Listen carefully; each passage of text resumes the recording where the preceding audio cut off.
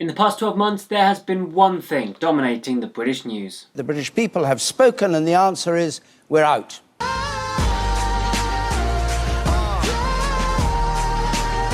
Yep, if you've been living under a rock for the past year and you didn't know, Britain is leaving the European Union. There are many reasons why people voted to leave the European Union, but that's not what this video is about. Today I'm going to continue talking about the upcoming snap election because Brexit is going to be a huge deal in this election. Each of the main political parties here in the UK have a different stance on how to handle Brexit, and this will certainly be in the minds of the voters when they go to vote in June. So this video will focus on the three main parties and how they plan to tackle the UK doing the political equivalent of this.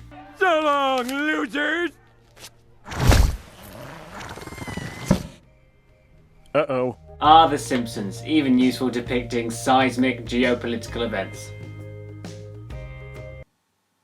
Anyway, starting with the party currently in power, let's look at the Conservatives. Our current Prime Minister Theresa May knows a good soundbite when she finds one, and early in her tenure as Prime Minister, this was one of her greatest hits. Brexit means Brexit. Brexit means Brexit. Brexit means Brexit. Brexit means Brexit. You guys should really download the Theresa May Siri expansion pack. Listen to this. Siri, what does Brexit mean? Brexit means Brexit. Siri, what does chair mean? Chair means chair. Siri, what does the Conservatives mean? The Conservatives mean strong and stable leadership. What? What's even funnier is when people try and say Brexit and they accidentally refer to the most important meal of the day. She will say that Brexit means Brexit. Mark my words, we will make Brexit a success. After the UK, after breakfast. Not breakfast. However, breakfast. I'm going to do that all the time, aren't I? Sport Drive saying breakfast? Oh my lord! To Dario, just stop it. Everybody's laughing in the studio. Okay, I know, I was away last week. I've still got to get my tongue around it. I mean, I'm no newscaster, but it's really not that difficult to say breakfast. Brexit, Brexit, Brexit. So where do the Conservatives stand on breakfast? Brexit. Oh god, I'm doing it as well. Under Theresa May's leadership, it looks like they are striving for what is being called a hard Brexit. What that basically means is Britain is going to look the EU dead in the eye and go, Jog on. one of the most dividing issues regarding Britain's departure is, do we look to attain access to the EU single market? The single market is an economic term that refers to the EU as one territory without any internal borders or other regulatory obstacles to the free movement of goods and services. It basically makes trading really easy between the countries within the single market. The Conservatives' hard Brexit would give the royal wave off to this single market, and we look to set up our own trade deals with the EU and the countries. We will pursue a bold and ambitious free trade agreement with the European Union. But I want to be clear. What I am proposing cannot mean membership of the single market. Meanwhile, the Labour Party would negotiate to keep the benefits of the single market. I think we have to have a deal that ensures we have access to the market, we have British jobs dependent on that market. That's what we'll be pushing for. Whether it's specifically this form of single market, I don't know. She seems to be wanting to have a cake and eat it. The she that Corbyn is referring to in that clip is Theresa May, and as all good Portal players know, the cake is a lie. Man, just throwing out those pop culture references today. Now finally, the Liberal Democrats, they sort of just want to pretend like Brexit isn't happening at all. Well, I certainly take the view that heading for a hard Brexit, and essentially that means being outside the single market and the customs union, is not something that was on the ballot paper last June. If you really are going to fight Britain's corner, then you should go in there fighting for membership of the single market, not give up and wave the white flag as Theresa May appears to have done. Tim Farron, the leader of the Democrats, has expressed his desire for Britain to remain a member of the single market. The issue that a lot of people have with this is, if you remain a member of the single market, you must agree with the single market rules, and that basically means that you haven't really left the EU. Here's Tim Farron talking about the Conservatives' hard Brexit. Because what she has done is taken the views of 51.9% of the people who voted to leave the European Union last June and assume they all meant the same as Nigel Farage, and assume they wanted an extreme Brexit that was not on the ballot paper. So this is a theft of democracy. Ooh, a theft of democracy. Big words, Tintin. big words. But did you notice Tim's favourite catchphrase? That was not on the ballot paper. It wasn't on the ballot paper. It was never on the ballot paper. It's not something that was on the ballot paper last June. Don't tell people who voted Leave I that never they did. didn't know what they were I've voting never for. said that. Oh, come on, Tim. I've never said that. Come on, you've always said they didn't know. It wasn't on the ballot paper. Well, leave the- If you had your way, the ballot You make paper would be about a mile long. This guy is brilliant. I think everyone should adopt the same response if Tim Farron ever says it wasn't on the ballot paper. Oh, come on, Tim. I love it. Tim Farron is trying to make the point that the British voted to leave the EU but didn't have any say on the terms of which we will depart. And you know, Tim's right. It's not like in the months of the referendum, both the Leave and Remain campaigners explicitly expressed the fact that if you vote to leave the EU, you vote to leave the single market. Did they? The British public would be voting, if we leave, would be to leave the EU and leave the single market. Should we come out the single market? I think that is almost certainly would be the case, yes. Do you want us to stay inside the single market, yes or no?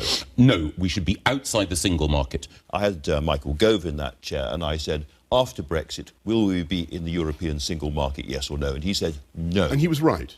So we won't be in the European single market. Michael, yeah, absolutely. We'd be out of the single market. That's the reality. Britain would be quitting the single market. Oh, right, yeah, well, apart from all of those times. Oh, come on, Tim. It really couldn't have been made any more explicitly clear to the public that a vote to leave the EU is a vote to leave the single market. And with the Conservatives in power, it looks like that's the way it's going to go. Moving on to immigration. One of the rules of the single market is that there is free movement of labour between the countries. What that means is people can live and work in all the countries within the EU regardless of where they're born and what their nationality is. Obviously, in the case of the Conservatives, leaving the single market also means that we will end the free movement of labour into the UK. For the Labour Party, let's hear again from party leader Jeremy Corbyn. You said, well, I haven't got it here now, Labour is not wedded to free movement for EU citizens as a point of principle, not wedded to free movement, but I don't want to be misinterpreted, nor do we rule it out. That's a lot of words to put on a poster. Well, it won't be on a poster because it's far too long. What we're going to be doing is negotiating a trade arrangement with Europe to make sure that we are able to access those markets. It will involve people from Europe working here just as much as there are 2 million British people living and working in the European Union. Are we going to cut ourselves off from Europe completely? I don't think so. Right, so it depends on the trade deal we get with Europe. Okay, fair enough. I doubt we'd have access to the single market without also having free movement of labour, but who knows? I'm a student, I'm studying film and television production, not politics. My homework last weekend was to watch The Avengers. Good film. Speaking of a group of wannabes that are defying their government and thinking they're saving the nation, the Liberal Democrats. As mentioned earlier, they want to remain a member of the single market and therefore freedom of movement of labour would be inevitable. Another issue surrounding Brexit is the rights of EU nationals living in the UK. There are about 3 million EU nationals living in the UK, and there are millions of UK nationals living in countries across the EU. So the debate here is, should we guarantee the EU nationals the right to stay in the UK even after we've left the European Union? Let's put a human face on this issue. Meet Martin and Agar Khan, a couple living in the UK. Martin is British, Agar is Polish. What is it that you're most worried about? I'm worried about being split.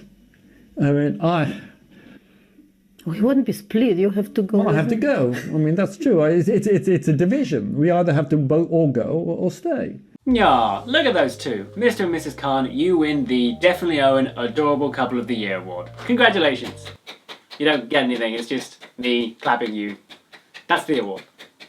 So currently, the Conservatives won't guarantee the rights of EU nationals. That I made clear once again that I hope that this issue of EU citizens living here and UK citizens living in the EU member states can be dealt with at an early stage of the negotiations. So sit tight, EU nationals, we'll let you know if you'll be shipped off back to your home country as soon as we can. I wonder how that sits with Agar Khan. I still trust them that this will happen. I really do. But I don't like the meantime. I would like to know now for sure, and not just in 2 years' time to find out.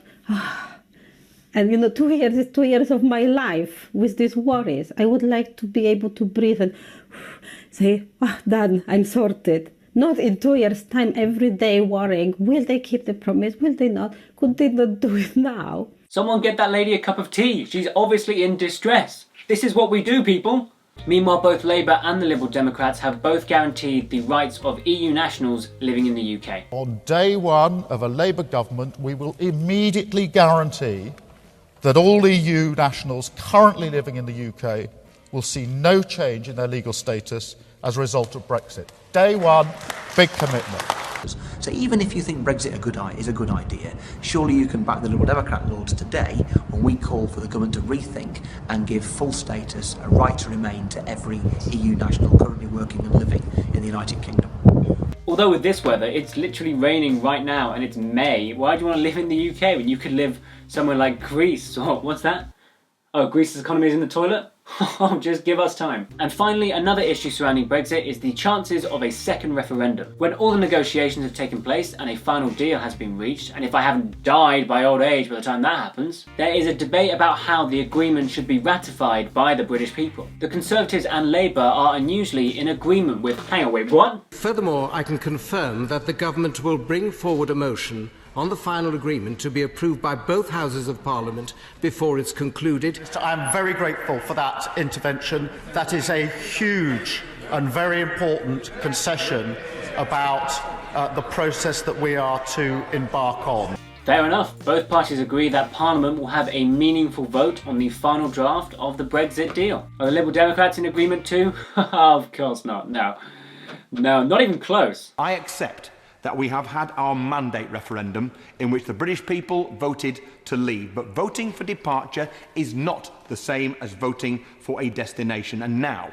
the government should give the British people a decision referendum to be held when the EU negotiation is concluded. What Tim Farron is suggesting here is that the UK should hold a second referendum and have the British public vote on the final Brexit deal. Good thing? Bad thing? Well, the criticism of Tim Farron's plan is that a lot of people see it as basically just a redo of the first referendum. People will go to the polls and look down at a piece of paper that will say something like, are you happy with the deal with Brexit? Yes or no? No, which means we'd probably stay in the EU. Yes means we'd leave. So it is sort of just like a redo of the first referendum. Here is Tim's response to that. What we're saying, though, is that voting for a departure, which we did on the 23rd of June, is totally different from voting for a destination, which could be in or out of the single market. It could be some level of free movement. It could be some kind of police cooperation. Who knows what that might mean for every single one of us in this country. But this just brings us back to the point from earlier. Actually, can we have the, oh, come on, Tim clip?